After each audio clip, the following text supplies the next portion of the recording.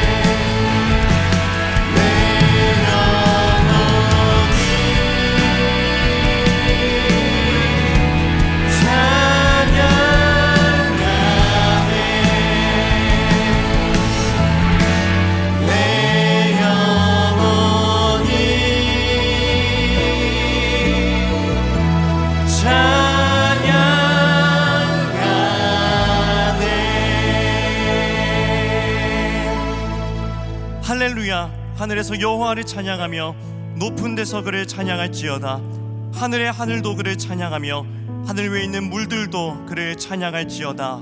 아멘. 찬양 받으시기 합당하신 하나님 아버지, 이 시간 우리를 하나님을 찬양하는 자리로 인도하여 주시니 감사합니다.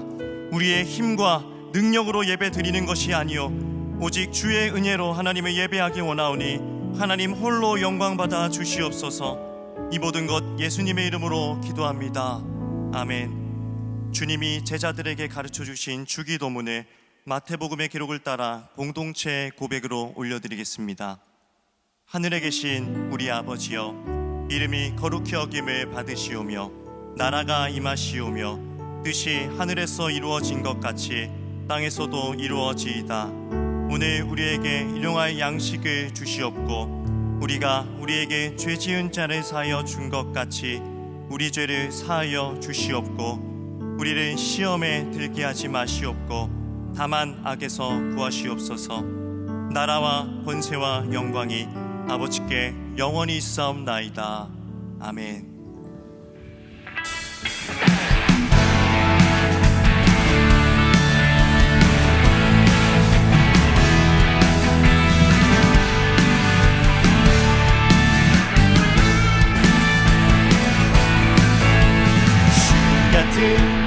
반석은 없도다. 찬양받기 합당하신 이름, 변치 않으시는 구원의 반석, 신실하시고 진실하신 주, 주님 같은 반석은 없도다. 주님 같은 반석은 없도다.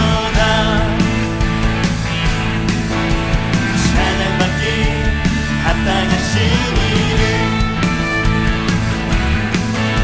변치 않으시는 구원의 반석, 신실하시고 진실하신 주, 주님 같은 반석은 없도다. 만세 반석, 예수의 반석, 만세 반석, 예수의 반석, 만세 반석, 예수의 반석.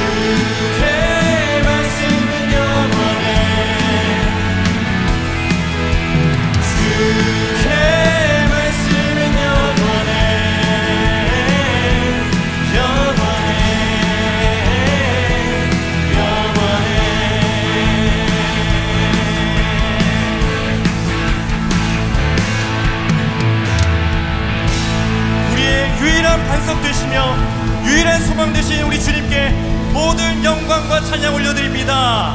할렐루야.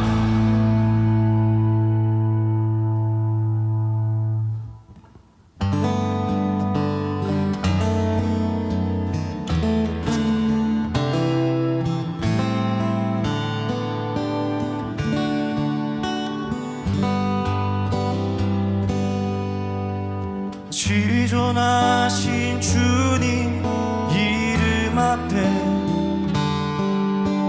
모두 무릎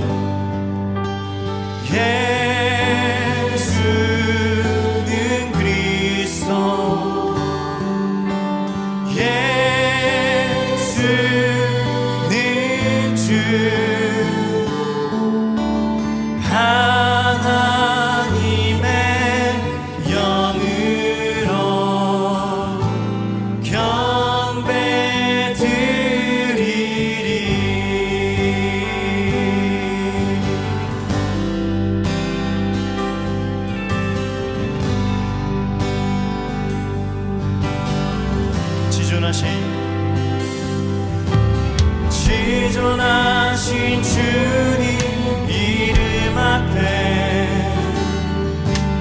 모두 무릎 꿇고 다 경배 거룩하신 주님 보좌 앞에 엎드려 절하세.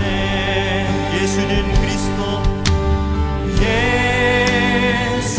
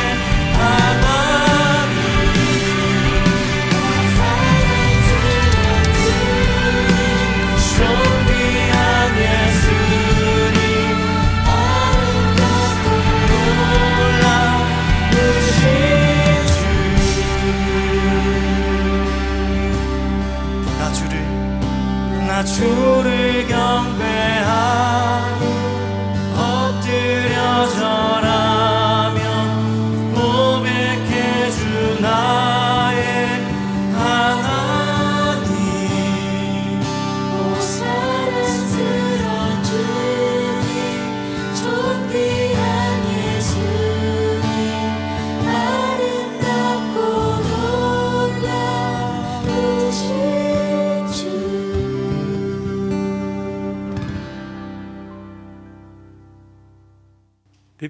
기쁨과 소망이 되시는 전능하신 하나님 아버지, 우리들에게 무한한 사랑을 베푸시는 주님을 찬양하며 예배드리오니 기쁘게 받아 주시옵소서. 예배하는 우리들을 어여삐 여기셔서 온 마음 다해 예배할 수 있도록 성령으로 충만케 도우시고 기쁨과 감사가 넘치는 예배가 되게 허락하여 주시옵소서. 예배를 통하여 말씀으로 은혜 받고 주님을 더욱 사랑하며 경배하며 믿음으로 온전케 하옵소서. 그동안 말씀에 순종하지 못하고 자기 소견대로 살면서 지은 죄와 허물을 주님 앞에 내려놓고 회개하는 우리들을 불쌍히 여기셔서 용서하여 주시옵소서. 늘 우리들의 시선이 하나님을 향하고 좌우나 우로 치우치지 않고 말씀 따라 살아감으로 주님께서 주신 은혜와 복을 충만히 누리는 혜성의 권속들 다 되게 허락하여 주시옵소서. 주님의 몸된 교회의 지체로서 2025년 사역의 일꾼으로 세움받은 성도들이 세워주심에 감사하며 순종하여 맡은 직분과 사역을 잘 감당할 수 있도록 형편과 여건과 열심을 허락하여 주셔서 건강한 교회로 세워가는데 귀하게 쓰임받게 하옵소서. 주님의 몸된 교회 혜성교회를 위해 간절히 기도합니다. 하나님의 은혜로 76년을 바르게 지켜온 교회, 이제 언더우드관 시대를 열어주신 하나님의 은혜에 감사드립니다. 이곳에서 주님께서 주신 사명과 비전을 위해 온 성도들이 함께 기도하는 블레싱 기도를 들어주시고 우리들의 순종과 헌신을 통하여 이루어갈 수 있도록 은혜 베풀어 주시옵소서. 온전한 예배를 통하여 하나님의 기쁨이 되는 교회 되기를 원합니다. 주님의 뜻에 따라 전도와 사역에 열심내어 부흥하는 교회 되기를 원합니다. 주일학과가 부흥하고 다음 세대를 위해 기도하는 그런 교회 되기를 원합니다. 따뜻한 목양과 사랑의 교제로 화목하고 은혜로 충만한 교회 되기를 원합니다. 하나님, 이러한 교회로 든든히 세워갈 수 있도록 은총 베풀어 주시옵소서. 이 나라 이 민족을 위해 간절히 기도합니다. 갑작스러운 대통령의 비상계엄으로 전국이 파탄으로 치닫고 국정이 마비되고 경제가 요동쳐서 국민들의 불안에 쌓여 있습니다. 하나님, 이 나라를 불쌍히 여기셔서 조속히 정의와 질서 안에서 정치권이 오직 국민만을 위한 정치로 수습하고 국민들의 지혜로운 대처로 환란의 위기를 극복하고 이겨내서 평화를 이루게 은혜 베풀어 주시옵소서. 평화의 왕으로 오신 예수님의 인도하심을 바라며 기도하는 성도들의 간절한 기도를 주님 들어 주시옵소서. 담임 목사님과 교역자들을 위해 기도합니다. 혜성교회 담임으로 정명호 목사님을 하나님께서 부르셔서 세워주셨사오니 교회와 성도들을 섬기시며 말씀을 전하실 때 능력과 은혜가 충만케 하시고 지치지 않도록 영육이 강건케 하셔서 목회 사역이 기쁨과 감사로 충만하게 하옵소서. 가정이 화목하고 주 안에서 자녀들이 꿈을 이뤄가게 하옵소서. 부교역자님들에게도 은혜 베풀어 주셔서 맡겨주신 사명 잘 감당하고 경험을 쌓아서 하나님께 귀하게 쓰임받게 하시고 건강과 가정의 평안과 자녀들에게 복이 되게 하옵소서. 광야와 같은 곳에서 오직 복음 전파를 위해 헌신하는 선교사님들과 미자립교회 목회자들을 주님께서 지켜주시고 복음을 증거하며 온전한 예배가 드려지는 예수 공동체가 세워지게 하옵소서. 아픔과 고통 가운데 어려움을 겪고 있는 성도들을 주님께서 어루만져 주시고 그들의 기도를 들어주셔서 치유하는 하나님을 경험하고 회복되는 은혜를 허락하여 주시옵소서. 연로하신 성도님들 영과 육이 강건케 도와주셔서 교회와 성도들을 위해 기도하며 섬길 수 있는 기쁨을 허락하여 주시고 주님 주시는 평강과 은혜를 풍성히 누리며 살아가게 하옵소서. 정성을 다해 준비한 찬양팀의 찬양과 함께하는 회중 찬양을 주님 기뻐 받아주시고 주님을 예배하며 찬양하는 우리 모두 기쁨과 감사로 충만케 하옵소서. 살아계셔서 역사하시는 예수님의 이름으로 기도드립니다.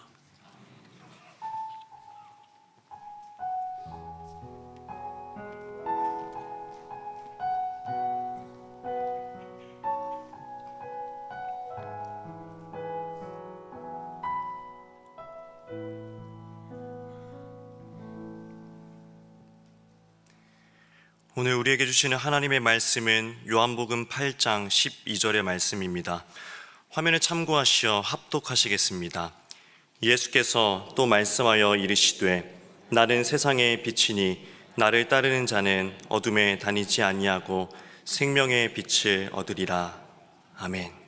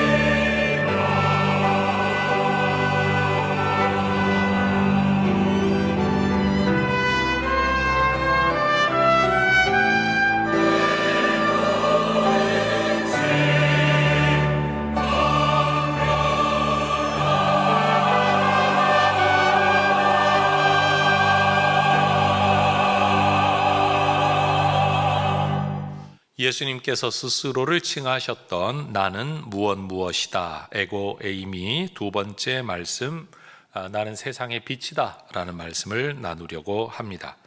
어둠은 하나님께서 별도로 창조하신 것이 아닙니다.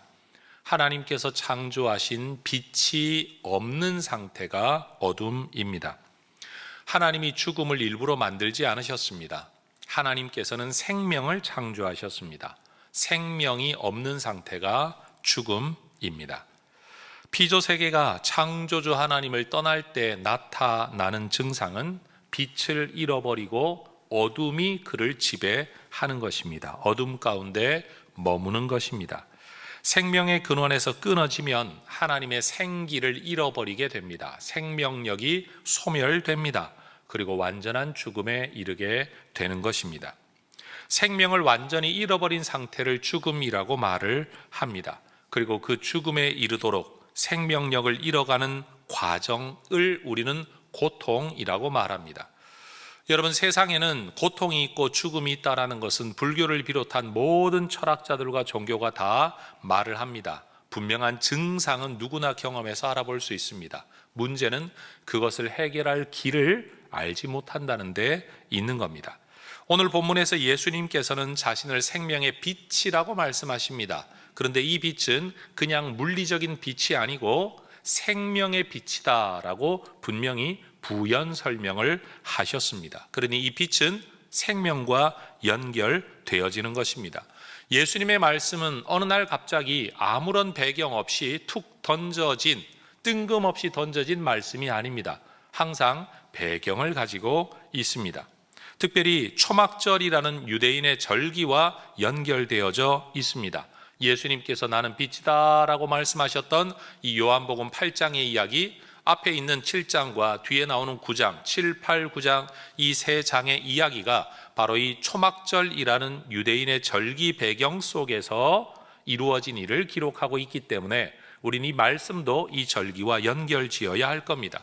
그리고 성경 앞뒤에 기록되어져 있는 이 상황 속에서 예수님이 이 말씀을 하셨기 때문에 그 상황에는 무슨 일이 벌어졌는가를 우리는 또한 살펴보아야 할 것입니다. 그리고 이 모든 이야기의 마지막 9장에 넘어가면 예수님께서 날 때부터 앞을 보지 못했던 사람을 고치시는 이야기가 등장하는데, 이건 어쩌다가 만난 사람 고쳐주신 이야기가 아니라 앞에 있었던 7장과 8장의 이야기에 대한 해답으로 이 사건이 벌어졌다는 관점으로 이 이야기를 볼 때 우리는 예수님의 말씀을 온전하게 이해할 수 있게 될 것입니다. 자, 여러분, 제가 우리 부교육자들에게 요즘 탄식하고 있습니다. 내가 설교를 잘못 정했어. 주제를 잘못 정하고 이 주제 접근법을 내가 잘못 정한 것 같아. 그냥 쉽게 한 단락을 설교하면 좀 쉽게 이해가 될 텐데 이걸 너무 내가 신학적으로 성경 배경 전체를 꿰뚫으면서 접근을 하다가 보니까 우리 교인들도 힘들고 나도 지금 힘들어 죽겠다. 여러분, 한 주 안에 책을 읽으면서 읽은 책을 여러분 정리하는 게, 여러분 최소 500 몇 페이지에서 1000페이지까지를 읽으면서 정리를 한다는 게 거의 논문 쓰는 기분으로 제가 지금 설교를 준비하고 있는데 방송실은 지금 죽어나고 있습니다. 평상시에도 성경 구절 인용이 많은데 이유는 제가 하는 문장 하나하나가 그냥 내 생각에서 나온 말이 아니라 이러한 성경에 근거하고 있습니다라는 걸 여러분에게 알려드리기 위해 제가 말은 하지만 그 근거되는 성경 구절을 항상 화면에 띄우는데 평상시에 한 20여 개 되는데 오늘은 A4 용지로 4페이지입니다. 그러니까 방송실은 지금 이거 버튼 누르기에 아주 그냥 힘들 거예요. 여러분들도 오늘 눈이 좀 복잡하실 겁니다만 여러분, 다시 말씀드립니다. 제가 하는 문장 하나하나가 그냥 하는 말이 아니라 이러한 성경 구절에 근거하고 있습니다 라는 것으로 보여드리는 성경을 눈으로 잘 보시면서 저의 말을 잘 따라오시면서 오늘 말씀, 예수님의 말씀이 여러분에게 더 잘 깨달아질 수 있기를 바랍니다. 자, 첫 번째 주제입니다. 예수님께서 자신을 빛이다 라고 하신 가르침은 초막절이라는 유대의 절기와 연결되어 있습니다. 예수님께서 자신을 일컬어 생명의 떡이다 라고 말씀하셨던 오병이어 사건과 연결되어졌던 이 말씀은 유월절이라는 절기를 배경으로 하고 있었다라고 지난주에 말씀을 드렸습니다. 예수님께서 자신이 누구다라는 사실을 명료하게 드러내면 사람들이 예수님을 더 잘 믿을 것 같은데, 아주 희한하게도 예수님께서 자신을 명료하게 드러내면 드러내실수록 사람들의 적대감은 점점 높아지고 있었습니다. 이건 비유컨대 이런 겁니다. 여러분이 마음에 하고 싶지 않은 마음을 가지고 있는데 제가 애둘러 이런 거 하시면 좋겠습니다 라고 말하면 그냥 조금 불편한 걸로 지나가는데, 목사님이 좀 더 센 말로, 분명한 말로 하셔야 합니다, 해야만 됩니다 라고 말을 하면 여러분은 점점 더 불편해질 겁니다. 다시 말해 예수님의 계시가 분명해지면 사람들이 예수님을 더 잘 알고 믿을 것 같은데, 믿으려고 하지 않는 사람들의 마음속에는 계시가 확고하고 분명하고 많아지면 많아질수록 예수님에 대하여 더 큰 반발감과 배척의 마음을 가지게 되었다라는 겁니다. 더군다나 이 본문의 전후 상황을 가만히 들여다보면 이제는 아예 드러내놓고 예수님을 잡거나 죽이겠다고 이런 분위기가 만들어지고 있었습니다. 그런 유월절과 절기를 지키다가 약 6개월의 시간이 흘러 초막절이라는 절기가 다가왔습니다. 요한복음 7장 2절은 시작하면서부터 지금부터의 기록은 바로 이 절기를 배경으로 하고 있다라는 것을 우리에게 알려줍니다. 요한복음 7장, 8장, 9장의 이야기는 이 초막절을 배경으로 하고 있습니다.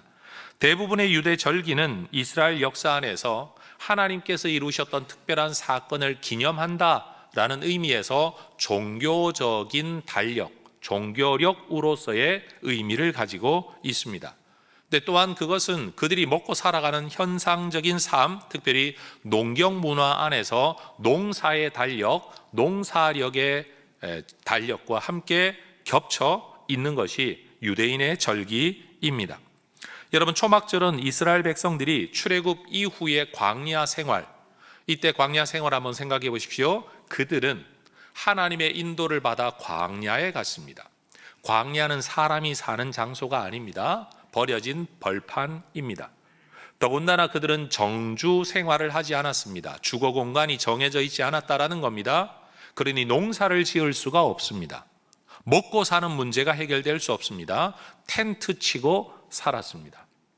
빈 들판에서 텐트는 내 삶의 안녕을 지켜줄 만한 안락하고 안전한 거주 장소가 아닙니다. 농사도 짓지 못합니다. 그리고 언제 이동을 해야 될지 내가 계획하지를 못합니다. 항상 짐보따리 싸놓고 하루하루를 지내야만 합니다. 불구름 기둥이 떠오르기만 하면 그들은 바로 텐트를 접어 이동을 해야만 했던 겁니다. 여러분, 만약 우리가 이런 생활을 한다고 생각해 보십시오. 얼마나 삶이 불안정하겠습니까? 그런데 중요한 것은 그 당시는 그렇게 불안정한 하루하루를 살았는데 후대 역사 보니까 여러분, 하나님의 인도하심이었고 하나님의 보호하심이 있었던 겁니다. 살 수 없다고 여겨진 이 삶을 하나님의 은혜 안에 살아내었다라는 거죠. 그러니 여러분, 이 초막절이라는 절기는 뭔가 하면 바로 이런 불안정한 광야 생활 속에서도 하나님이 우리를 지키셨다, 그리고 인도하셨다라는 것을 기념하는 절기인 겁니다. 또 초막절은 하나님께서 불기둥으로 그들을 이끌어 주셨다는 사건과 함께 시내 산에 여러분 불타오르는 것 같은 영광의 빛 가운데 하나님 임재하시고 모세가 율법, 하나님의 말씀의 빛을 받았다. 표면적인 빛과 함께 말씀의 빛을 받았던 것을 기념하는 절기이기도 합니다. 또 초막절은 농사적으로 볼 때 여러분 오늘날 9월과 10월 이 사이 어간에 지켜지는 절기인데 여러분 이때는 이스라엘의 지리적, 기후적 특성이 비가 오지 않는 때라고 합니다. 가뭄의 때인 거죠.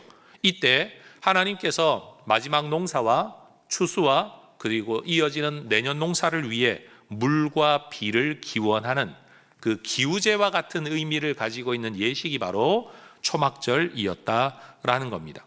그래서 하나님께서는 앞으로 이어질 세대가 이 일을 기념하게 하기 위해서 이스라엘 백성들에게 집을 떠나 7일 동안 이 초막을 짓고 거주하도록 명령하십니다. 그래서 지금도 이스라엘 사람들은 여러분 베란다가 있는 집을 선호한다고 합니다. 왜냐하면 초막절 절기가 되면 그 베란다에라도 임시 천막을 치고 머물고 생활하는 게 종교적으로는 그들에게 열정 있는 사람들의 모습이기 때문이에요. 그래서 베란다가 없는 사람들은 주차장에다가 초막을 치기도 하고, 특별히 더 열심 있는 사람들은 성전 마당에다가 초막을 치면서 생활을 한다라는 거죠. 자, 두 번째 주제입니다. 예수님께서 나는 빛이다 라고 말씀하신 이 내용은 군중들의 그리스도 논쟁과 관계가 되어 있습니다. 자, 무슨 설명인지 한번 들어보십시오. 여러분, 율법을 지키려고 예루살렘에 모여들어 7일 동안 텐트를 치고 살아가는 일종의 집단 캠핑 상황을 여러분 한번 생각해 보시기 바랍니다. 오늘날처럼 놀이기구라든지 아니면 많은 먹거리가 다양하게 있지 않은 상태에서 많은 사람들이 함께 모여 있으면서 공식적인 예식이나 제사 외의 시간에 그들이 무엇을 했을까요? 아마 보나마나 주로 대화했을 겁니다. 대화, 토론입니다. 여러분, 요한복음 7장의 상황을 보면 이때 이 초막절이라는 절기를 지키려고 예루살렘과 성전에 모여든 유대인들의 주된 관심사, 주된 대화 주제는 뭔가 하면 예수님에 대한 것이었습니다. 따라하십시다. 수군거림이 많아. 여러분, 이건 많은 사람들이 이 주제로 이야기를 했다라는 겁니다. 예수님을 두고 사람들이 말합니다. 어떤 사람은 좋은 사람이라고 말을 하고 어떤 사람은 무리를 미혹하게 하는 사람이라는 이야기가 그들의 모여든 초막절 절기를 지키려고 모여든 사람들이 초막절의 예식이나 제사 외의 시간에 주로 나누었던 대화가 바로 예수님에 대한 주제였다라는 겁니다. 사람들은 함께 모여 그들 나름의 근거와 확신을 가지고 예수님은 그리스도이다, 아니다, 메시아이다, 아니다 라고 토론을 하면서도 이 예수님에 대한 권력자들의 태도가 긍정적이거나 우호적이지 않다는 것 때문에 몰래 조심스럽게 이런 대화를 나누고 있었다라고 성경은 이야기를 합니다. 여러분, 대부분의 유대인들은 예수님이 메시아일 수 없다라는 근거를 3가지 정도로 대화했다고 요한복음 7장이 기록하고 있습니다. 여러분, 7장에 보면 많은 사람들이 이런저런 대화를 하고 있고 예수님도 거기에 대화에 참여하시는데 그들은 예수님이 메시아, 그리스도일 수 없는 이유를 3가지로 설명했다는 겁니다. 첫 번째는 메시아의 기원에 관한 문제입니다. 유대 사상에서는 메시아는 그 출생의 배경이나 기원을 알 수 없도록 이 땅에 온다는 것이 정설이었습니다. 메시아의 기원을 알 수 없다라는 것은 인간적 기원이 아니라 신적 기원이다, 하늘로부터 온다, 하나님 편에서 온다, 초월자로 온다는 의미를 가지고 있는 거예요. 그런데 그들의 입장에서는 예수의 부모와 형제도 다 알고 있는데 어떻게 우리가 기원을 알지 못하는 사람, 하늘로부터 온 사람이라고 생각할 수 있냐? 그러니 예수는 메시아일 수 없다라고 요한복음 7장 27절에서 그들은 단정지어 이야기를 하는 겁니다. 두 번째, 메시아의 족보와 출생지에 관한 문제 때문입니다. 유대 사상에서는 메시아는 다윗의 자손이어야 된다라는 계보, 그리고 베들레헴에서 태어나야 된다라는 출생지, 이것이 성경적 예언이라고 그들은 믿고 있었습니다. 그런데 그들이 알기에 예수는 나사렛 출신입니다. 그리고 유대 이 다윗의 자손이라는 사실을 사람들이 제대로 알고 있지를 못했습니다. 그래서 그들은 예수가 메시아일 수 없다고 단정 지은 겁니다. 세 번째, 메시아의 능력과 표적의 문제 때문입니다. 유대 사상에서는 메시아는 종말에 이루어질 또 다른 출애굽의 사건, 마치 옛 지도자 모세, 옛 구원자 모세가 출애굽의 역사를 일으키면서 수많은 기적을 일으켰던 것처럼 새로 오는 그 선지자, 모세와 같은 그 선지자로 올 메시아는 또 다른 출애굽을 이루면서 또 다른 기적을 행할 뿐이다라는 것을 그들이 믿고 있었다는 사실이에요. 그래서 유대인들은 틈만 나면 예수님께 나와 우리에게 표적을 보여달라, 믿을 만한 근거를 제시해달라라고 말하는데 이 표적은 무엇을 위한 표적인가? 당신이 그리스도인지 아닌지 우리가 알고 믿을 수 있는 표적을 달라라는 것이었다는 것이에요. 그래서 사람들은 예수님에 대하여 아직도 분명한 믿음을 가지고 있지 못했다라는 거죠. 여러분, 예수님에 대한 사람들의 이러한 대화와 토론은 심지어 쟁론이 되었다라고 성경이 기록합니다. 쟁론이 뭡니까? 말로 싸우는 게 쟁론입니다. 여러분, 사람들은 그저 의견을 나누는 정도로 끝난 게 아니라 말로 싸울 정도로 이르게 되었으니 여러분, 이것은 사회 혼란의 큰 요인이 되고 있는 겁니다. 세상 권력까지도 쥐고 있었던 종교 지도자들은 이러한 예수를 사회 혼란의 주동자로 간주하고 그를 체포하려고 합니다. 그런데 여러분, 사람들은 성경이 말씀하는 바 메시아에 대한 예언은 너무나도 분명히 알고 있었는데 사실 그들은 알고 있다고 생각했던 예수님에 대하여서는 제대로 알고 있지를 못했습니다. 다시 말해 그들이 믿을 수 없다고 여겼던 이 세 가지 근거가 사실은 예수님을 믿어야만 될 세 가지 근거였다라는 겁니다. 첫 번째, 예수님의 기원 문제죠. 그들은 예수님의 부모도 알고 있고 형제도 알고 있다라고 여겼지만 실제로 그들은 예수님이 어디로부터 오신 분인지를 알지 못했습니다. 요한은 이 요한복음을 시작하면서부터 예수님은 태초에 하나님과 같이 계셨던 분, 요한복음 1장 1절이에요. 3절에서 2절 3절에서도 이어지는 것처럼 태초에 하나님과 같이 계신 분일 뿐만 아니라 만물을 창조하신 분이라고 예수님을 이야기합니다. 그들은 예수님께서 성령으로 말미암아 잉태된 분이심을 알지 못했습니다. 마태복음 1장 20절. 그들은 예수님께서 천사의 계시로 알려진 것처럼 하나님의 아들이라고 일컬음 받을 분이라는 것도 알지 못했습니다. 누가복음 1장 35절. 그들은 예수님께서 성령께서 직접 계시하시면서 이는 내 아들, 내 기뻐하는 자다라고 말씀하셨던 것을 알지 못했습니다. 누가복음 3장 22절. 여러분, 유대 사상에서는 아들이라는 말은 아버지의 계승자이다라는 표면적 의미와 함께 곧 계승자이기 때문에 언젠가 그 자리를 대신할 자가 아들이잖아요. 결국은 아들이다라는 말을 할 때는 곧 그 존재와 동일하게 여겨요. 그래서 예수님을 하나님의 아들이라고 성경이 말할 때마다 이건 어떤 의미가 있는가? 곧 하나님이시다라는 의미를 가지고 있다라는 거죠. 이러한 예수님께서 아버지 하나님의 보내심을 받아 하늘로부터 이 세상에 인간으로 오셨다는 것이 예수님의 자기 증언이에요.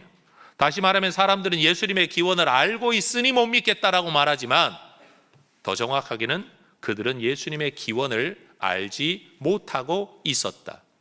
알게 되면 믿는 게 마땅하다라고 예수님이 말씀하시는 겁니다. 두 번째, 여러분, 예수님의 족보와 출신지의 문제이죠.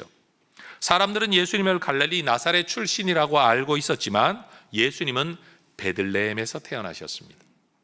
실제로 예수님의 부모는 나사렛 사람입니다. 여러분, 동네 사람입니다. 갈릴리 사람입니다. 그런데 놀라운 건 세상 권력자가 여러분 더 많은 세금을 거두어 드리고 또는 전쟁에서의 사람의 동원을 위해서 또 다른 통치의 유익을 위해서 호적을 하게 명령을 하고 그 당시 어쩔 수 없이 요셉도 만삭의 마리아를 데리고 호적을 하기 위해 베들레헴으로 올라갔다가 거기서 예수님이 출생하게 되는 겁니다. 세상의 권력자가 세상을 움직입니다.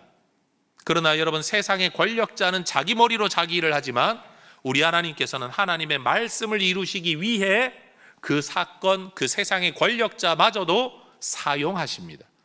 여러분, 예수님의 출생지는 물론 부모의 거주지, 나중에 거기에 또 다른 살아가는 것도 다 그 갈릴리 땅이 맞지만 실제로 예수님이 태어난 곳은 베들레헴입니다.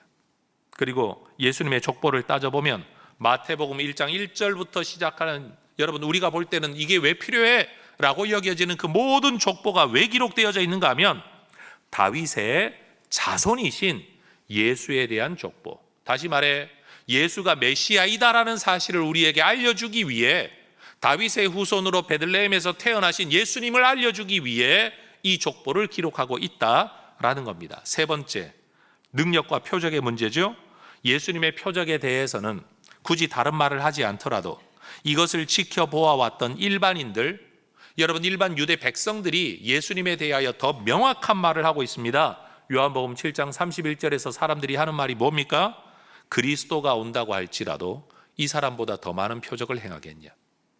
그가 그리스도인지 아닌지는 알지 못하지만 그리스도가 온다고 하더라도 이 사람보다 더 많은 표적을 행하겠냐?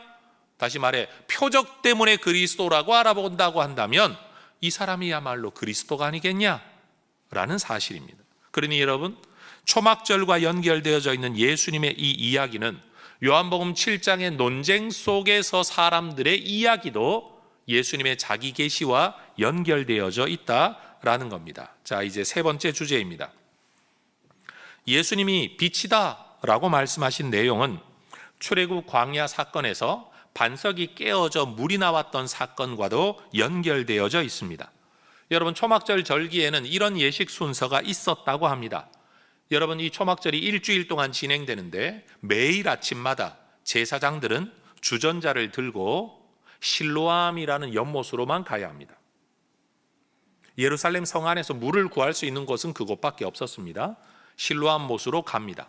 그리고 주전자로 물을 떠 돌아와 이것을 제단에 붓는 예식. 여러분, 전 세계 어디든지 제사에는 헌주라는 순서가 있습니다. 술을 붓는 것. 특별한 액체를 따라서 예배의 순서로 삼는 전통이 있습니다. 지금은 술을 붓는 것이 아니기 때문에 물을 붓는 것이니까 헌수라고 말할 수 있겠죠? 똑같은 예식입니다. 여러분, 전 세계 어디든지 우리나라의 전통적인 제사 안에서도 여러분 술을 따르어 여러분 조상을 섬긴다라는 예식이 다 있다라는 겁니다. 그런데 이 절기의 예식을 지킬 때 제사장이 혼자 떨레떨레 가서 물을 따오는 게 아니라 여러분 이건 공식적인 행사예요. 제사장이 여러분 물 주전자를 들고 출발할 때부터 초막절을 지키기 위해 모여든 사람들은 행렬을 지어 그 뒤를 따르는 겁니다. 그리고 물을 뜨고 돌아올 때 여러분 나팔 소리와 함께 그들은 행렬을 짓습니다. 그리고 그들은 찬송을 하고 노래를 부르는데 여러분 어떤 성경 구절에 근거한 노래를 불렀냐? 이사야 12장 3절에 근거한 말씀의 노래라는 거죠. 너희가 기쁨으로 구원의 우물들에서 물을 기를 것이다. 물을 길러 오기는 오는데 이 물은 그냥 물이 아닙니다. 술 한 잔 붓겠다고 떠오는 물이 아니라는 겁니다. 구원의 우물에서 구원의 물을 떠서 구원을 바라보며 하나님 앞에 바쳐드리는 바로 이 예식이었다라는 겁니다. 여러분, 이것은 출애굽 과정에서 하나님께서 반석을 깨뜨려 물을 공급해 주신 그 일을 기념합니다. 여러분, 땅에서 솟아나는 물이야 우물이라고 말할 수 있지만 여러분 돌이 깨어져서 거기서 물이 나온다는 건 누구도 상상할 수 없는 일이었습니다. 하나님의 특별한 구원이죠. 더군다나 광야를 이동하며 다녀야 할 사람들에게 물이 없다라는 건 곧 죽음을 의미하는데 이 죽음에서부터 하나님이 구원의 물, 생명의 물을 공급하셨던 사건을 기념하는 것입니다. 또 이 초막절 절기에는 스가랴라는 선지자의 글을 읽는 전통이 있었다고 합니다. 특별히 스가랴서를 읽는 중에 핵심되는 구절이 뭐냐? 스가랴 14장 8절 생수가 예루살렘에서부터 솟아나서 동해와 서해로 흘러간다.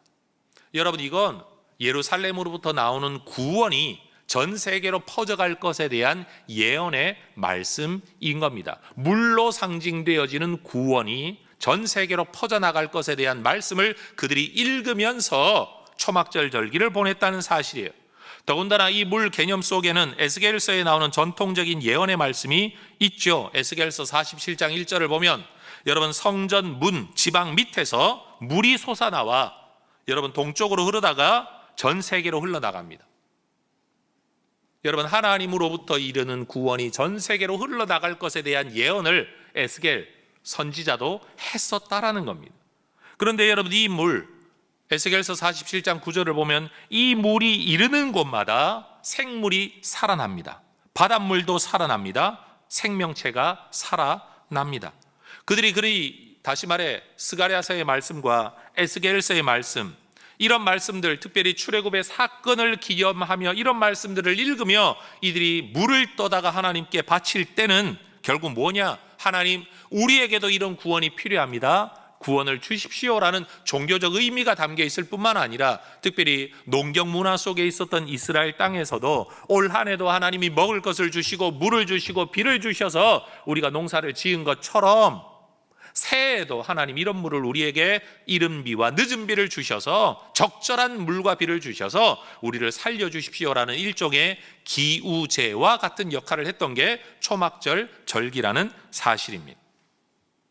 여러분, 이렇게 매일 아침마다 물을 떠오는 이 일을 하고 있는 사람들 앞에서 예수님께서 요한복음 7장 37절과 38절에서 말씀하십니다. 화면 보고 같이 읽어볼까요? 누구든지 목마르거든 내게로 와서 마시라. 나를 믿는 자는 성경의 이름과 같이 그 배에서 생수의 강이 흘러 나오리라.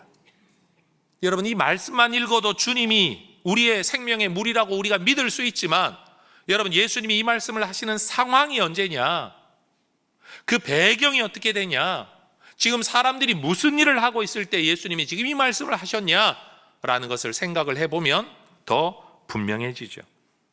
여러분, 우리가 책으로 된 희곡집을 읽는다라고 한번 상상해 보십시다. 희곡집 안에는 누군가의 대사가 다 기록되어 있습니다. 여러분, 거기 주변 배경이 되는 무대의 어떤 것들도 기록되어 있을 겁니다. 심지어 바람이 분다, 소리가 들린다, 아니면 빛이 있다 없다, 깜깜하다 어둡다, 별의별 이야기가 거기 다 기록되어져 있겠죠. 우리는 그런 것들을 상상하면서, 글로 된 것들을 상상하면서 그 상황을 이해합니다. 근데 여러분, 누군가가, 엄청난 연출가가 대단한 연기자들을 통해 여러분 굉장한 세트 안에서 또는 무대 장치 안에서 그 일을 실현해낸다고 한번 생각해 보십시오. 상상만 했던 것들이 실제 눈앞에 이루어지는 것을 볼 때 여러분, 우리의 감동은 더 극대화되어지죠. 심지어 이걸 실제로 못하니까 요즘은요, 여러분, 컴퓨터 그래픽 기술로 여러분 정말로 사실인 것처럼 보여주는 걸 볼 때 우리는 그래서 영화에 더 감격하는 겁니다. 그런데 우리 예수님은 여러분, 제가 볼 때 뛰어난 연출자이세요.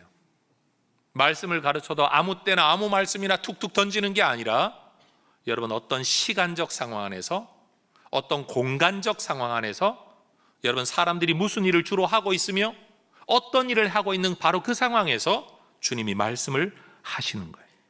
더군다나 사도 바울은 예수님을 일컬어 출애굽 광야 기간에 반석이 깨어져 물이 나와 그 물이 세상을 살렸는데 이 반석이 무엇이냐? 이건 돌멩이 덩어리가 아니라 예수님이 바로 그 반석이시다 라고 말합니다. 아마 이러면 사람들이 질문할 겁니다. 아니, 사람이 어떻게 반석이 됩니까?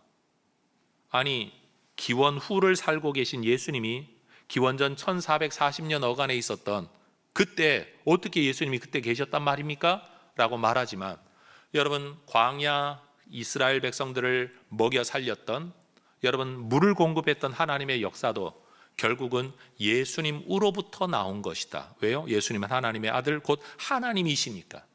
이게 사도 바울의 해석이에요. 여러분, 사람들은 구세주이신 예수님을 치고 쪼갤 겁니다. 구약의 모세 지도자가 반석을 쳐 반석을 깨뜨려 거기서 물이 나왔던 것처럼, 여러분, 예수님 시대의 또 다른 지도자들은 예수님을 치고 쪼갤 겁니다. 그런데 거기서 흘러나오는 물이 세상을 살릴 것입니다. 요한, 바로 이 기록을 하고 있는 요한이 요한복음 안에서 예수님께서 십자가에 달리셨을 때 창에 찔리심으로 그의 몸에서 물과 피가 흘러나왔다는 것을 기록하는 이유가 뭘까요? 굳이 그것은 객관적인 사실일 뿐만 아니라 바로 예수님의 깨어진 몸에서 나오는 피, 그 물이 바로 우리의 구원이 되고 속죄가 된다는 것을 이야기하기 위한 신학적 의미가 담겨 있는 기록이라는 사실입니다. 여러분, 예수님에게서 흘러나오는 생명의 물만이 세상을 구원하고 치유하고 살립니다. 예수님은 생명의 물을 흘려보내는 새롭고 완전한 성전이십니다. 이 성전 대신 예수님에게서 흘러나오는 물만이 우리를 인생의 저주에서 건져내십니다. 요한복음을 기록했던 이 요한이 요한계시록이라는 또 다른 글을 썼습니다. 그가 쓴 묵시록이라서 요한의 계시록이라고 이야기를 합니다. 거기 보면 그는 환상 가운데 천국에 대한 모습을 보죠. 요한계시록 22장 1절과 2절을 보면 거기에도 하나님과 및 어린 양의 보호자로부터 흘러나오는 생명의 물, 생명의 강이 있다. 그게 길 가운데로 흐른다. 이 길이 어떤 길입니까? 천국길, 생명길입니다. 여러분, 천국을 천국되게 하고 생명을 생명되게 하는, 천국을 천국되게 하는 본질은 우리 주님에게 있다는 사실입니다.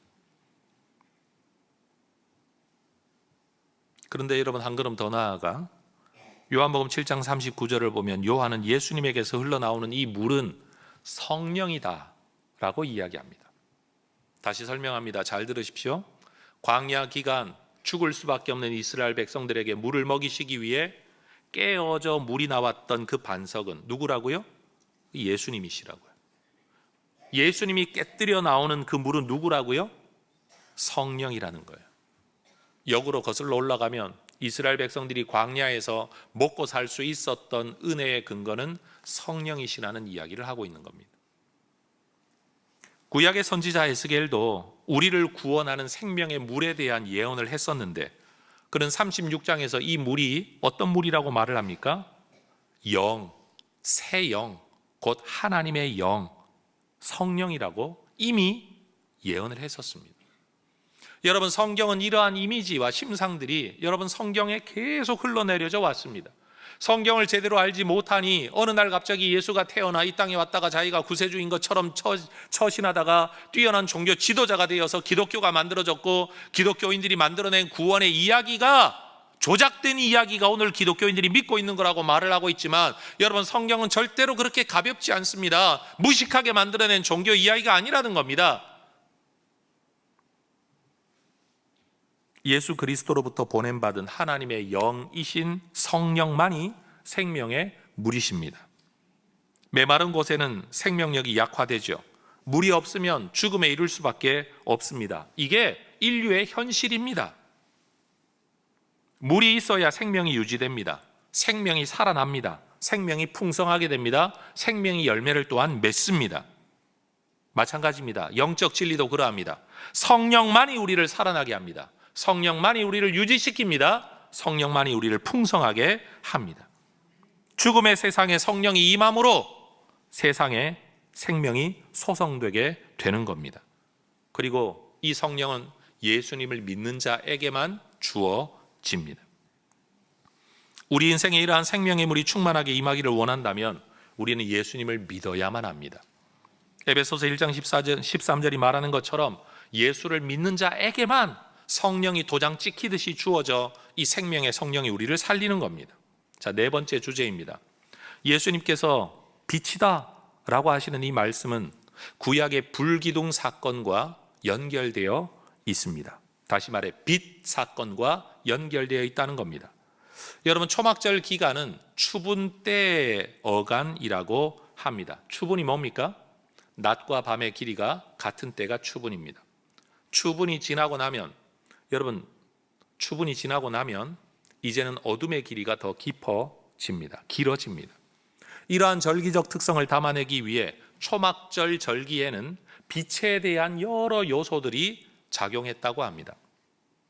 여러분, 미시나라는 유대인들의 기록은 성경은 아니지만 여러분, 이 성경을 지키기 위한 그들만의 전통과 문화를 기록한 책이 미시나입니다. 이 미시나라는 책에 초막절에 대하여 이런 기록이 남아있다고 합니다. 제가 읽어보겠습니다. 초막절 절기의 첫날이 끝나갈 때 사람들은 여인들의 뜰로 내려갔다. 여인들의 뜰은 이런 겁니다. 성전이 있으면 가장 바깥쪽에 이방인의 뜰이 있습니다. 이방인들도 드나들 수 있는 공간, 그 이상은 못 들어갑니다. 그 다음 문을 열고 올라가면 여인들의 뜰이 나옵니다. 여인들은 거기까지만 들어갈 수 있습니다. 그리고 성전 뜰이 나옵니다. 거기는 남자들만 들어갈 수 있습니다. 그리고 여러분, 성막 안은 제사장만 들어갈 수 있는 단계가 있는 구분입니다. 바로 이 두 번째 뜰, 여인의 뜰. 이 여인의 뜰에는 황금 등대들이 있었는데 등대들 각각에 4개의 황금 주발 그릇들이 놓여 있었으며 그 곁에 사다리들이 있었다. 제사장 계열의 4명의 젊은이들이 그들의 손에 기름 종지를 들고 주발마다 그 기름을 채웠다. 심지는 제사장들이 입던 바지나 앞치마, 이게 낡아서 떨어지면 그걸로 기름 등잔에 심지로 만들었다라는 겁니다. 이 장소로부터 나오는 빛에 의해 예루살렘 뜰이 밝혀지지 않는 곳이 한 군데도 없었다. 경건한 사람들과 그 의로운 행실이 잘 알려진 사람들이 무리들 앞에서 손에 횃불을 들고 춤을 추었으며 그들 앞에서 노래와 찬양을 불렀다. 이게 여러분 초막절에 대한 묘사라는 거예요. 초막절에 그럼 왜 이런 빛에 대한 축제가 벌어지고 있느냐? 우리가 알다시피 창세기 1장 3절이 말하는 것처럼 빛은 하나님에 의하여 첫 창조된 사실입니다. 원래부터 있었던 게 아닙니다. 하나님이 만드신 것입니다. 그리고 하나님은 불기둥이라는 빛으로 광야 기간 동안 이스라엘 백성을 인도하셨습니다. 또 출애굽기 14장 홍해바다 앞에서의 사건을 보면 하나님은 이스라엘 백성들을 멸하려고 찾아오는 바로의 병거 부대로부터 이스라엘 백성을 구원하시기 위해 여러분 마치 이쪽에는 빛만 있는데 이쪽에는 어둠만 있는 현상을 연출하시는데 저는 이게 상상이 되지 않습니다. 왜냐하면 빛과 어둠이라는 것은 여러분 어느 정도 밝고 어느 정도 어두운 단계, 이게 여러분 그라데이션으로 완전히 밝아지고 완전히 어두워지는 거지, 빛과 어두움이 물건 나누듯이 앞면과 뒷면이 존재하지는 않아요. 근데 놀라운 사실은 빛 대신 하나님, 빛을 만드신 하나님이 이스라엘 백성들에게는 광야에 밝은 빛을 주셨는데 이스라엘 백성을 죽이기 위해 쫓아오는 바로의 애국 군대에게는 깜깜함을 주셔서 도무지 행진할 수 없도록 만드셨다라고 성경이 이야기해요. 그러니까 여러분 이 빛은 하나님의 구원의 빛이고 하나님의 생명의 빛이 되는 것이죠. 그래서 이스라엘 백성들은 전통적으로 시편 27편이 말하는 것처럼 하나님은 나의 빛이다 라는 표현으로 찬양하고 노래하기를 즐겨한 겁니다.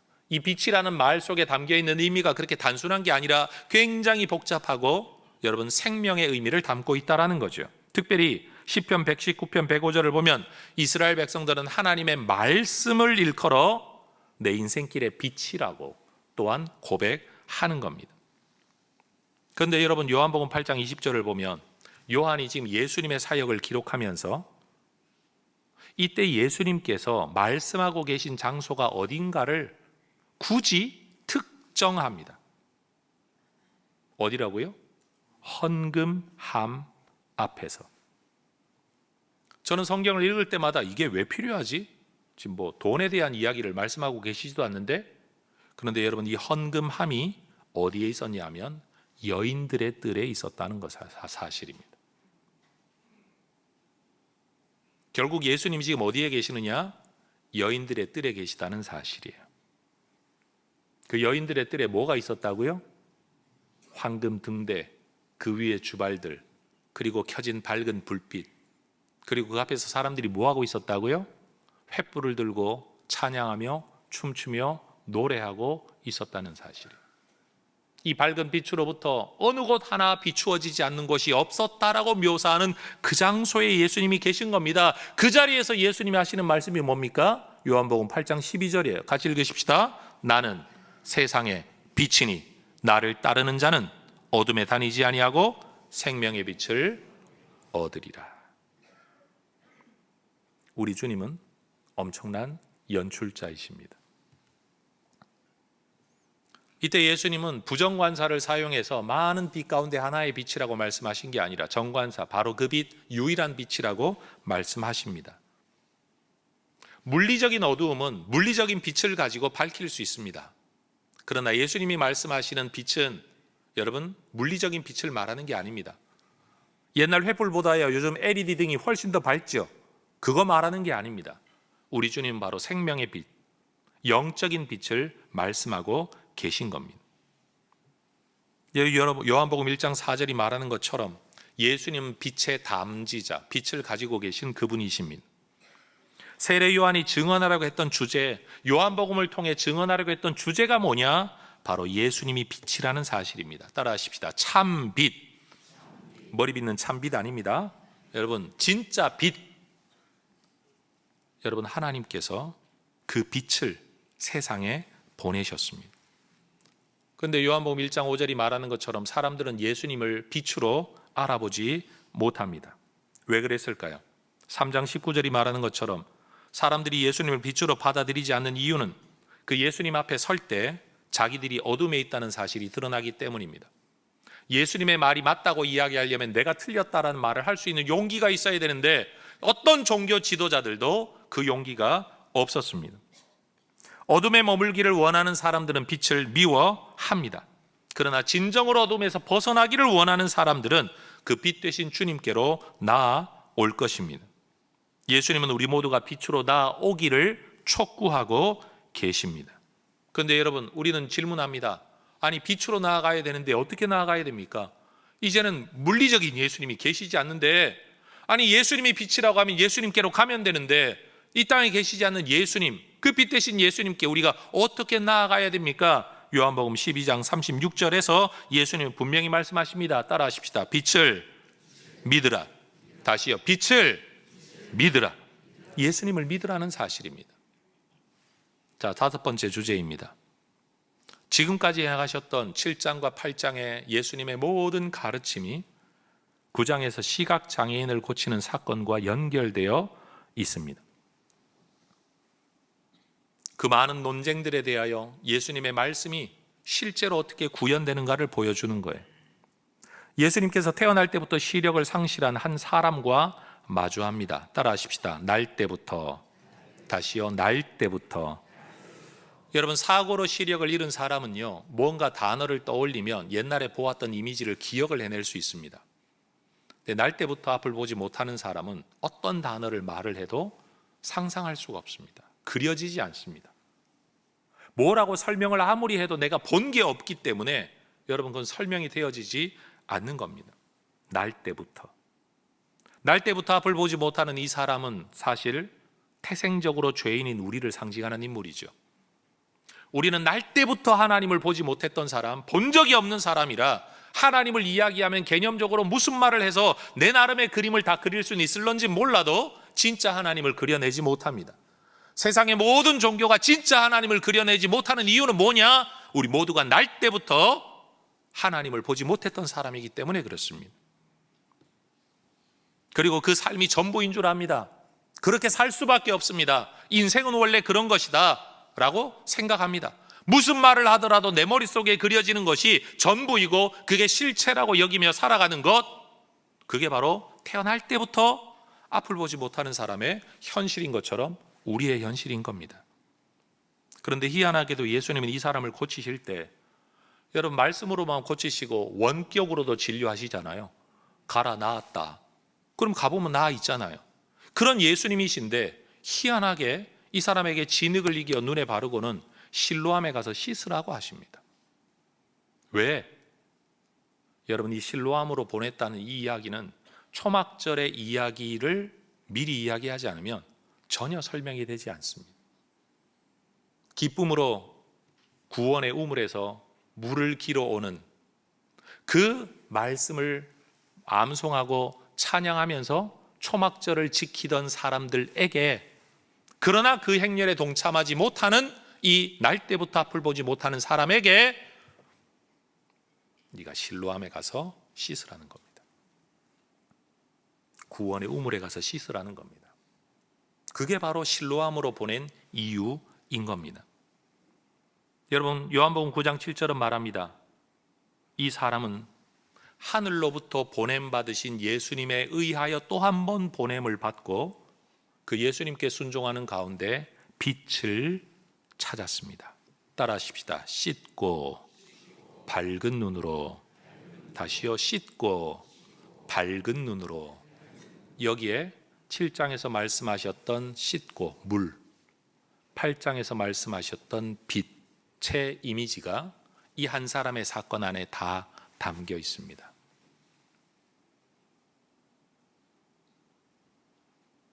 예수님 안에서 물과 빛을 함께 경험한 이 사람, 처음에는 예수님이 그저 한 명의 선지자인 줄 압니다. 왜냐하면 자기가 자라나 사는 동안에 기적을 일으키는 사람은 그냥 선지자 정도일 거라는 어떤 교육 때문이었겠죠. 그런데 예수님과 더 많은 대화를 나누다가 그는 9장 33절로 넘어가면 예수님이 하나님께로부터 오신 분이라는 확신을 가지게 됩니다. 더 나아가 9장 38절에 이르게 되면 그분을 그리스도라고 믿게 됩니다. 생명의 물에 씻김을 받고 생명의 빛을 만난 사람은 그리스도를 알아봅니다. 예수님을 알아보게 된다는 겁니다. 어둠이 전부인 줄 알았던 사람에게 예수로 말미암아 빛이 주어졌습니다. 보지 못하던 것을 보게 된 겁니다. 알지 못하던 것을 알게 된 겁니다. 그리고 이 사람은 이 사건을 통해 육체의 빛만 찾은 게 아니라 영적인 빛도 찾게 된 거죠. 빛이신 예수님에게서 흘러나온 생명의 물이신 성령의 능력을 통해 이 사람이 육체만이 아니라 영적인 생명까지 얻게 된 겁니다. 생명력이 다시 살아난 거죠. 소성케 된 겁니다. 여러분, 빛이 볼 수 없는 사람에게 빛을 보게 하시는 분이 예수님입니다. 그런데 여러분, 성경의 빛을 받았다라고 스스로 생각하는 사람들, 모든 것을 알고 있다, 모든 것을 보고 있다고 생각하는 사람들, 그러나 정작 빛이신 예수님을 받아들이지 않은 사람들, 종교 지도자들을 말하는 겁니다. 생명의 물이신 성령을 받지 못한 사람들은 빛이신 예수님을 보면서도 빛인 줄도 모르고 메시아인 줄도 모르고 받아들이기보다는 오히려 죽이려고 하는 태도로 반응합니다. 물에 씻김 받지 못한 사람, 빛을 보지 못한 사람들의 특징입니다. 여러분, 빛은 모든 것들을 밝히 드러내어 알게 하는 역할을 합니다. 이 설교를 준비하다가 어제 제가 이런 구상까지는 했어요. 설교하다가 갑자기 모든 LED와 불을 다 꺼버리고 깜깜한 데 있다가 제가 빛이 있으라, 그럼 조명 담당자가 갑자기 팍 불을 켜면 우리는 어둠과 빛을 극단적으로 경험하게 되면 어떨까? 물론 안 할 거니까 걱정하지 마십시오. 빛이 있어야 사물이 인식이 됩니다. 빛이 없으면 인식 불가능합니다. 빛이 있어야 깨달을 수 있습니다. 빛이 없으면 깨닫지 못합니다. 예수님을 믿지 않으면서 성경을 아무리 보아도 하나님의 뜻이 보이지 않습니다, 여러분. 성경을 읽다가 하나님의 빛이 임해야 깨달아지고 보여지지, 성경을 읽는다는 것만으로 하나님이 보이지 않고 예수님 보이지 않습니다. 종교적인 열망이나 신비한 체험이 절대 빛이 아닙니다. 예수님만이 빛입니다. 빛이신 예수님을 믿고 받아들일 때 하나님의 일하심이 보입니다. 여러분, 예전에는 나는 왜 이렇게 태어났나? 심지어 제자들이 질문하죠. 이 사람이 이렇게 태어난 건 누구 때문입니까? 누구 죄 때문입니까? 라고 질문을 했을 때 여러분, 주님은 제자들의 관점과는 완전히 다른 차원의 말씀을 하십니다. 저를 통해 하나님의 하시는 일을 나타내려고. 여러분, 빛이 비추지 않으면 내 인생이 왜곡된 해석을 가지게 됩니다. 잘못된 관점을 가지게 됩니다. 성도 여러분, 우리의 삶을 한번 돌아보십시다. 우리가 가지고 있는 내 삶에 대한 내 관점은 하나님의 빛, 성령의 감동, 씻음받은 관점으로 바라보는 것인지 아니면 세상의 관점으로 여전히 보고 있는 것인지를 생각해 봐야 됩니다. 분명 여러분 예수를 믿으실 겁니다. 근데 예수는 믿는데 예수는 예수고 예수의 빛이, 성령의 물이 내 눈을 밝혔냐? 그 관점으로 내 인생을 보고 있냐? 지금 내 삶은 내가 볼 때는 길이 보이지 않는데, 암담한데, 답답한데 이 길 안에 하나님의 뜻이 있다는 사실을. 누군가는 그런 말을 하더라고요. 천국 가면 세상 살면서 서로 얼마나 어려웠는가를 서로 하소연할 거라고 이야기하는데, 여러분, 저는 절대 천국이 그러지 않을 거라고 생각합니다. 천국 가면 전 이럴 것 같아요. 몰랐는데 하나님이 이러셨어, 그게 그런 이유였어 라고 모두가 찬양하게 될 거라고 믿습니다. 지금은 내가 탄식하고 눈물을 흘리고 여러분 너무 죽겠다고 아우성치는 이 모든 일들이 여러분 언젠가 밝은 빛이 임하게 될 때, 그리고 그 빛이 완전히 임한 천국에 들어가게 될 때는 하나님의 연출로 보여지게 될 줄로 믿습니다. 이 빛이 저와 여러분에게도 임하게 되기를 주의 이름으로 축원합니다. 여러분 예수를 믿는다고 말할 때 그냥 예수님을 믿어요, 구원받겠어요, 구원은 받기를 원해요 라고만 할 게 아니라 그분이 빛이라는 사실, 그분이 내게로 와서 마시라고 했던 그 물일 대신 성령을 여러분 우리가 충만하게 누리게 될 때 비로소 우리는 완전히 다른 삶을 살아가게 될 거라는 것을 이 9장의 사람이 우리에게 보여주고 있다라는 거예요. 여러분 예수님은 온 세상을 비추는 빛이십니다. 그 빛 앞에 서면 우리는 예수님을 알게 되죠. 예수님이 말씀하고 있는데 사람들은 못 알아들어요. 왜? 빛을 모르니까요. 요한복음 8장 23절이 말하는 것처럼 예수님은 분명한 실체를 보여주죠. 예수님은 위로부터 왔고 우린 아래서부터 왔고, 여러분 우리는 이 세상에 속해 있고 그분은 세상에 속해 있지 않는 분이라는 사실을 사람들은 이해가 안 됩니다. 아니 지금 이 땅에 태어나 몫으로 살았던 사람이 세상에 속하지 않았다, 이게 도대체 무슨 말이냐? 빛을 비추임 받지 못한 사람은 이해할 수 없는 말이 되는 거죠. 더 나아가 요한복음 8장 44절을 보면 우린 이전에 단 한 번도 생각지 못했던 우리의 실체를 알게 됩니다. 우리가 우리의 아비였던 마귀로부터 말미암았던 존재라는 사실을, 우리를 속이고 있었던 누군가가 우리를 장악하고 있었다는 사실을, 다시 말해 우리가 속고 살아가고 있었다는 사실을 빛 안에서만, 예수님 안에서만, 말씀 안에서만 볼 수 있다라는 거예요. 암흑의 세상에서는 아무것도 볼 수 없고 알 수도 없습니다. 암흑은 무지를 낳고 불안을 낳습니다. 그러나 예수님의 빛 안에 거하게 되면 여러분 암흑이 아니라 밝음이 되죠. 밝음은 무지가 아니라 알미 됩니다. 몰라서 두려웠던 것 이제는 알게 되니까 평안과 희락을 누리게 됩니다. 예수님 우리에게 말씀하십니다. 요한복음 8장 31절 말씀하는 것처럼, 32절이 말하는 것처럼 너희가 빛을 발견하고 빛으로 나아오면 내 제자가 되고 진리가 너희를 자유롭게 할 것이다. 빛이신 예수님께서 우리에게 자유와 생명을 약속하십니다. 8장 36절 너희가 참으로 자유하리라, 영원히 죽음을 보지 아니하리라. 여러분 빛이신 예수님을 구세주로 믿으시고 여러분 인생의 주인으로 모셔드리기를 주의 이름으로 축원합니다. 요한이 이런 이야기를 1장에서부터 계속 써왔던 빛에 대한 이야기를 특별히 초막절이라는 절기 앞에서 6장, 7장, 7장, 8장, 9장에서 집중적으로 이야기하면서 왜 예수님은 굳이 이 타이밍에서 이 사람을 이렇게 고치시나, 그것도 실로암으로 보내시나, 그리고 그와 이런 대화를 나누시나, 이 모든 이야기가 의도된 연출인 거죠. 무엇을 위해서요? 요한은 그의 성경 기록 마지막에 이런 글을 씁니다. 요한복음 20장 31절입니다. 같이 한번 읽어보십시다. 시작. 오직 이것을 기록함은 너희로 예수께서 하나님의 아들 그리스도이심을 믿게 하려 하며 또 너희로 믿고 그 이름을 힘입어 생명을 얻게 하려 함이니라. 따라하십시다. 믿게 하려, 얻게 하려. 한 번 더. 믿게 하려, 얻게 하려. 뭘 믿어야 됩니까? 예수님께서 하나님의 아들 그리스도이시라는 사실을 믿게 하려고. 뭘 얻게 하려고 하십니까? 그 이름을 힘입어 생명을 얻게 하시려고. 이 일을 위해 예수님께서 우리에게 오셔서 말씀하십니다. 내게로 와서 마셔라. 생명과 구원의 물을. 내게로 나와라. 내가 빛이다. 여러분 이 주님과 더불어 빛 가운데 살아가는, 목마름 없이 여러분 성령의 충만함으로 살아가는 하나님의 사람들 되시기를 축복합니다. 기도하겠습니다. 하나님, 예수님을 빛으로 믿고 생명의 물이신 성령님을 주실 수 있는 분으로 믿어서 이제는 밝음 가운데, 분별력 가운데 우리의 죄인됨을 깨달을 뿐만 아니라 또한 생명의 길이신 예수님을 깨달아 그 주님과 더불어 생명의 길을 걸어가는 하나님의 백성들 되게 하옵소서. 예수님 이름으로 기도합니다. 아멘. 자리에서 일어나 찬송하며 봉헌하겠습니다.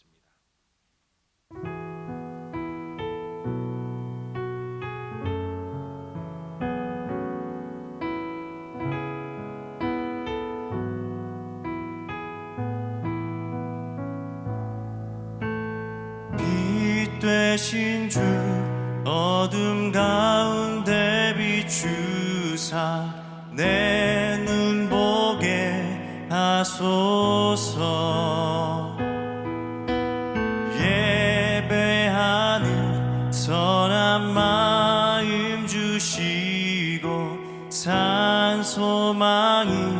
되시네.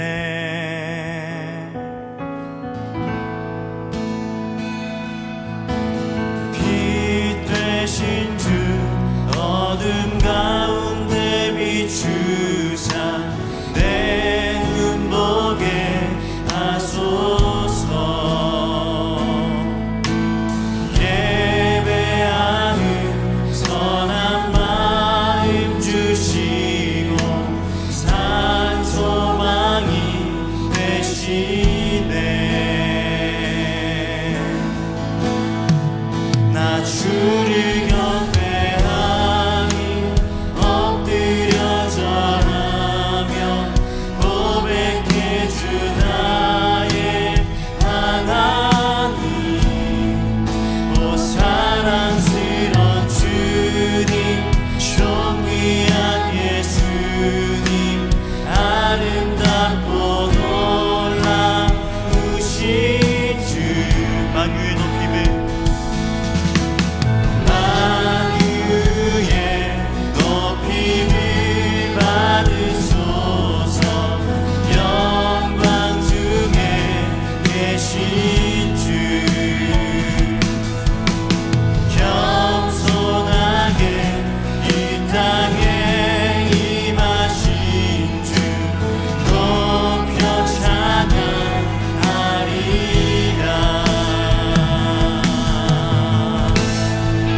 나 주를 경배하니 엎드려 절하며 고백해 주 나의 하나님.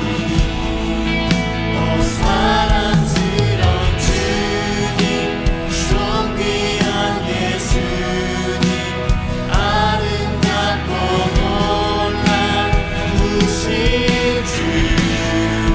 나 주를 경배하니 엎드려 절하며 고백해 주 나의 하나님. 오 사랑스런 주님 존귀한 예수님 아름답고 놀라우신. 나 주를 경배해 주를 경배하니 엎드려 절하며 고백해 주 나의 하나님.